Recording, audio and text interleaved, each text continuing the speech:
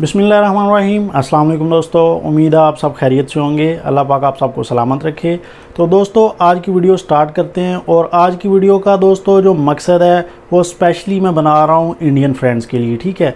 क्योंकि Indian friends बहुत ज़्यादा तादाद में मुझे यूट्यूब पे भी कांटेक्ट करने की कोशिश करते हैं। उसके अलावा मैसेंजर पे भी काफ़ी ज़्यादा मैसेज वगैरह करते हैं और व्हाट्सएप पे भी कमेंट करते रहते हैं, ठीक है। तो वो पूछते हैं कि अकील भाई कोई ऐसी वीडियो अपलोड करें जिससे हमें भी फ़ायदा हो सके कि कोई इंडियन फ्रेंड अगर साउथ कोरिया में वर्क परमिट वीज़े पे आके काम करना चाहता है तो वो किस तरह कर सकता है और इसके लिए क्या क्या डॉक्यूमेंट रिक्वायर हैं और कौन सा वीज़ा मिलेगा, अगर अप्लाई करते हैं तो अप्लाई किस तरह करना है। तो ये काफ़ी ज़्यादा सवाल पूछते हैं। तो इंशाल्लाह इस वीडियो के बाद आपकी तमाम तर कन्फ्यूजन्स दूर हो जाएंगी, ठीक है। तो आज वर्क परमिट वीज़े के रिलेटेड डिटेल से बात करूंगा, तो वीडियो आप एंड तक देखेंगे तो तभी आपको समझ आ सकेगी, ठीक है। तो बेसिकली दोस्तों जो वर्क परमिट वीज़ा होता है ना साउथ कोरिया का, वो दो किस्म के होते हैं, ठीक है। जिसमें एक नंबर का वीज़ा होता है E9 और दूसरे नंबर पर आता है E7, ठीक है। E9 जो होता है इसे सिंपल वर्क परमिट वीज़ा कहते हैं और जो E7 होता है इसे स्पेशल वर्क परमिट वीज़ा कहा जाता है, जो किसी ख़ास किस्म के काम में महारत रखने वाले शख्स को, ठीक है, या किसी ख़ास किस्म के डिग्री के रिलेटेड, यानी कि कोई अगर मैकेनिकल इंजीनियर है, कोई सिविल इंजीनियर है, कोई इसके अलावा आर्किटेक्ट इंजीनियर है, तो वो इसके लिए अप्लाई कर सकता है, ठीक है। तो जो E9 simple work permit visa है दोस्तों, वो आपको बता दूं कि इंडिया के लिए अलाउ नहीं है, क्योंकि इंडिया के साथ साउथ कोरिया का सिंपल वर्क परमिट वीज़े के रिलेटेड कोई भी कॉन्ट्रैक्ट नहीं है, ठीक है। तो सिंपल जो वर्क परमिट वीज़ा होता है E9, ये साउथ कोरिया ने तकरीबन 16 ममालिक हैं उनके साथ ये कॉन्ट्रैक्ट किया हुआ है, जिसमें पाकिस्तान आता है, नेपाल आता है, बांग्लादेश आता है, म्यांमार आता है, ठीक है। उसके बाद थाईलैंड है, फ़िलीपीन है, मलेशिया है, इंडोनेशिया है, वियतनाम है, ठीक है। तो इसके अलावा और भी ममालिक हैं चंद। तो कुल मिला के जो 16 ममालिक हैं वो इसके लिए अप्लाई कर सकते हैं, ठीक है। इसके अप्लाई करने का तरीका दोस्तों ये होता है कि बेसिकली आपने जो कोरिया का HRD डिपार्टमेंट होता है वो साल में एक दफ़ा या 2 साल में एक दफ़ा मुतलका मुल्क में कुरानदाजी करवाता है। उस कुरानदाजी में आप अपने पासपोर्ट या ID कार्ड के ज़रिए आपने अप्लाई करना होता है, ठीक है। तो अप्लाई करने के बाद जिसका नाम आ जाता है उस कुरानदाजी में, वो लैंग्वेज कोर्स करता है, कोरियन लैंग्वेज कोर्स। उसके बाद वो टेस्ट देता है कोरियन लैंग्वेज का। अगर वो मौजूदा मेरिट पे पूरा आ जाता है तो उसके बाद जो है वो स्किल टेस्ट वगैरह होता है। उसके बाद अगर नाम उसका रोस्टर में आ जाता है तो मेडिकल के बाद उसको E9 वीज़ा वर्क परमिट मिल जाता है, ठीक है। तो ये सिंपली मैंने शॉर्टकट आपको बता दिया, क्योंकि ये आपके रिलेटेड नहीं है, ये इंडियन फ्रेंड्स के रिलेटेड नहीं है। तो ये बताया मैंने इसलिए कि आपको क्लियर कट हो जाए कि ये E9 वीज़ा है क्या, ठीक है। तो ये E9 वीज़ा के बारे में ये डिटेल थी, ठीक है। ये अलाउ नहीं है इंडिया के लिए किसी भी सूरत में। कोई भी बंदा, कोई भी एजेंट कहे कि ये वीज़ा मिल सकता है तो ये बिल्कुल गलत बात है। ये HRD के थ्रू कोरिया का डिपार्टमेंट है, ठीक है, उसके थ्रू और मुतलका जो मुल्क होता है उसकी ओवरसीज़ के थ्रू आपस में कॉन्टैक्ट के ज़रिए ये वीज़ा मिलता है, ठीक है। और ये बाकायदा लीगली तौर पर गवर्नमेंट की तरफ से होता है, ठीक है। तो ये वीज़ा इंडियन फ्रेंड्स के लिए नहीं है। अब इंडियन फ्रेंड्स के लिए वीज़ा कौन सा है जो वो अप्लाई कर सकते हैं, उसमें भी कैटेगरीज दो हैं, ठीक है। एक है अनपढ़ लोगों की और एक है पढ़े लिखे लोगों की, ठीक है। फ़र्ज़ करेंगे कोई बंदा अगर अनपढ़ है, जिसमें तलीम वगैरह नहीं हासिल की हुई, तो वो इस वीज़े के लिए अप्लाई नहीं कर सकता। इस वीज़े के लिए दोस्तों वही लोग अप्लाई कर सकते हैं जो कि डिग्री होल्डर्स हैं। मिसाल के तौर पर इंजीनियरिंग में उन्होंने आर्किटेक्ट में डिग्री की हो 4 साल की, या फिर मैकेनिकल में की हुई हो, या सिविल में की हुई है। ये 3 फील्ड में अगर डिग्री की हुई हो तो आपको वीज़ा मिल सकता है E7, ठीक है। तो वो किस तरह अप्लाई करना है आपने, वो मैं आपको बताता हूँ, ठीक है। तो जी दोस्तों अप्लाई किस तरह करना है कि अप्लाई करने का तरीका ये है कि आपके साथ पास सबसे पहले जो है वो पासपोर्ट आपका वैलिड होना चाहिए, कम से कम उस पर 4 मंथ की डेट हो, ठीक है। तो उसके बाद आपके पास CV होनी चाहिए दूसरे नंबर पर आपकी। उसमें आपने अपना एड्रेस, अपना नेम, ठीक है, अपनी जो डिग्रीज़ की हुई हैं अपनी लाइफ में वो, और जिस मतलूबा डिग्री पे आप आना चाहते हैं उस मतलूबा डिग्री में आपका जो एक्सपीरियंस है वो आपने मेंशन करना है। और इसके अलावा जो आपका एक्सपीरियंस है किसी और फील्ड में वो भी आपने मेंशन कर देना है, ठीक है। और इसके अलावा आपने क्या मेंशन करना होता है, आपका हल्का सा वर्क प्लान जो आप कोरिया में आके कर सकते हैं, या अपनी फील्ड के रिलेटेड आप कितनी महारत रखते हैं उसके रिलेटेड आप 2-4 लाइनें अच्छी अपनी सीवी में मेंशन कर दें। ठीक है।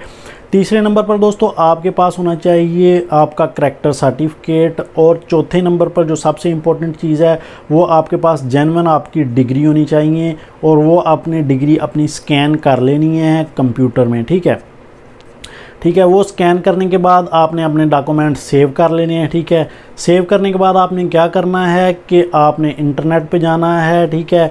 वीडियो के डिस्क्रिप्शन बॉक्स में भी मैं लिंक दे दूंगा चंद, ठीक है, कंपनियों के और वेबसाइट्स के जहां से आप अप्लाई कर सकते हैं ऑनलाइन। ठीक है। तो वो वेबसाइट्स और जो कंपनीज़ हैं, मल्टीनेशनल कंपनीज़ होती हैं, ठीक है, वो जब भी उन्हें रिक्वायरमेंट होती है किसी आर्किटेक्ट, किसी मैकेनिकल इंजीनियर की, किसी सिविल इंजीनियर की, ठीक है, क्योंकि यहाँ पर दुसान नाम की एक बहुत बड़ी कंपनी है, वहाँ पर काफ़ी ज़्यादा तादाद पे मैकेनिकल इंजीनियर जो इंडियंस हैं काफ़ी ज़्यादा तादाद में काम कर रहे हैं। ठीक है। इसके अलावा सिविल आर्किटेक्ट जो हैं वो भी काफ़ी ज़्यादा तादाद में यहाँ पर काम कर रहे हैं, और उनके पास यही वीज़ा E7 स्पेशल जो वीज़ा होता है वो है। ठीक है। तो वो इसी तरह उन्होंने अप्लाई किया है ऑनलाइन। मैं आपको डिस्क्रिप्शन बॉक्स में लिंक भी दे दूंगा। इसके अलावा आप ऑनलाइन गूगल पर जाके भी सर्च कर सकते हैं। ठीक है। मुख्तलिफ़ किस्म की कंपनीज़ लातादाद, ठीक है, कंपनीज में सब के लिंक तो नहीं दे सकता, चंद के आपको लिंक दे दूंगा। ठीक है। उसके अलावा वेबसाइट्स भी बहुत ज़्यादा हैं, उस पर भी आप अप्लाई कर सकते हैं। लेकिन अप्लाई करते वक्त ये ख्याल रखना है कि आप जो अपने डॉक्यूमेंट्स हैं उतने वक्त तक आपने नहीं देने जब तक आपको मुकम्मल तौर पर कंफर्म ना हो जाए कि ये बिल्कुल फ्री है। ठीक है।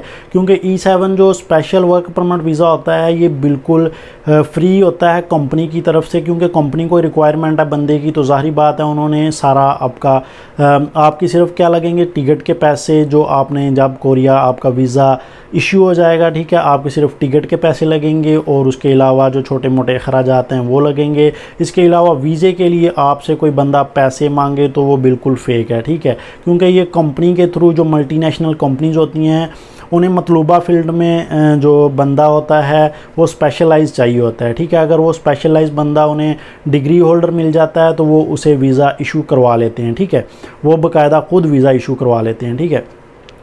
तो इसके अलावा ये ऑनलाइन तरीका हो गया। इसके अलावा अगर आप अप्लाई करना चाहते हैं यहाँ पर विज़िट करके आके, तो वो भी आप कर सकते हैं। यहाँ पर आप विज़िट वीज़े पे आएँ पहले। ठीक है। विज़िट वीज़े पे 3 महीने का विज़िट वीज़ा होता है, उस पे आएँ आप। यहाँ पर 2-3 जो है हफ्ते रहें, महीना रहें, 1.5 महीना रहें, यहाँ पर घूमें फिरें, और मुख्तलिफ़ कंपनी से आप यहाँ बैठे भी सर्च करके डायरेक्ट रब्ता कर सकते हैं। ठीक है। तो यहाँ से भी आप अप्लाई कर सकते हैं, और अगर वहाँ से आप अप्लाई करना चाहें तो ऑनलाइन अप्लाई होगा। ठीक है। तो ऑनलाइन किस तरह अप्लाई करना है मैंने आपको बता दिया, क्या क्या आपके डॉक्यूमेंट रिक्वायर हैं। डॉक्यूमेंट आपके बिल्कुल जेन्युइन होने चाहिए। ठीक है। तो जो आप सीवी में मेंशन करें वो भी आपका बिल्कुल जेन्युइन हो, क्योंकि आपका इंटरव्यू होगा, अगर आपकी सिलेक्शन होगी तो वो आपको स्काइप कॉल पे या किसी भी तरीके से आपको वीडियो आपका इंटरव्यू लेंगे। उसके बाद अगर आप उनकी रिक्वायरमेंट पे पूरे उतरते हैं तो वो आपको बुला लेंगे। ठीक है। तो इस तरह आप जो है इंडिया के लोग अगर कोई भी अप्लाई करना चाहता है E7 वर्क परमिट वीज़ा के लिए तो वो अप्लाई कर सकता है। ठीक है। इसके अलावा आपके ज़हन में ख्याल आ रहा होगा कि कई अनपढ़ लोग भी इंडिया के जो हैं वो यहाँ पर काम कर रहे हैं साउथ कोरिया में, तो वो मैं आपकी कन्फ्यूजन दूर करता जाता हूँ कि वो किस तरह काम करते हैं। बहुत से मैंने इंडियंस यहाँ पर देखे हैं फ्रेंड्स जो यहाँ पे आते हैं विज़िट वीज़ा पे। ठीक है। वो किसी भी मुल्क से आते हैं। ठीक है। दुबई से आ जाते हैं, या डायरेक्ट इंडिया से आ जाते हैं, या किसी और कंट्री से आ जाते हैं। तो वो यहाँ पे आके क्या करते हैं, 3 मंथ का विज़िट वीज़ा होता है, विज़िट वीज़े पे पहले काम करते हैं। जब विज़िट वीज़ा ख़त्म हो जाता है तो इमिग्रेशन में एक एप्लीकेशन देते हैं, और इस एप्लीकेशन में मेंशन करते हैं कि जो हमारी कंट्री है वो उसमें हमें हमारी जो जान है उसको ख़तरा है, लिहाजा हम वापस नहीं जाना चाहते, हम यहाँ पर स्टे करना चाहते हैं। तो जो कोरिया की गवर्नमेंट है, जो इमिग्रेशन है, वो उसकी एप्लीकेशन को रिव्यू करती है और उसके बाद डिसाइड करती है कि इसको वीज़ा देना है या नहीं। ठीक है। तो बाज़ औक़ात वो वीज़ा दे देते हैं। वो G1 वीज़ा होता है। ठीक है। वो 6 मंथ का जस्ट वीज़ा होता है। 6 मंथ जो है वो एक्सटेंड करवा के तकरीबन 2 साल बंदा एक्सटेंड करवा सकता है, और 2 साल यहाँ पर स्टे कर सकता है, ठीक है। लेकिन उसके बाद भी काफ़ी ज़्यादा दोस्त वापस नहीं जाते और यहाँ पर इलीगल तौर पर काम करते रहते हैं। लेकिन ये जो मैंने E7 वीज़े की बात किया, ये सिर्फ़ और सिर्फ 4 साल की जो जिनके पास डिग्री होती है, 5 साल की डिग्री होती है, किसी भी स्पेशल वर्क में मैकेनिकल इंजीनियर हो, सिविल इंजीनियर हो, ठीक है, किसी भी स्पेशल काम में स्पेशल बंदा जो महारत रखता है उसके लिए ये वीज़ा होता है। और आप ऑनलाइन इसे घर बैठे भी अप्लाई कर सकते हैं, ठीक है। और अगर कोरिया विज़िट वीज़े पे आकर अप्लाई करना चाहते हैं तो विज़िट वीज़े पे आके भी आप अप्लाई कर सकते हैं। बस बात ये है कि आपकी डिग्रीज़ जो हैं वो आपके साथ जो जेन्युइन होनी चाहिए, कोई भी आपने झूठ नहीं बोलना अपनी CV में भी, अपनी डिग्रीज़ के रिलेटेड भी, ठीक है।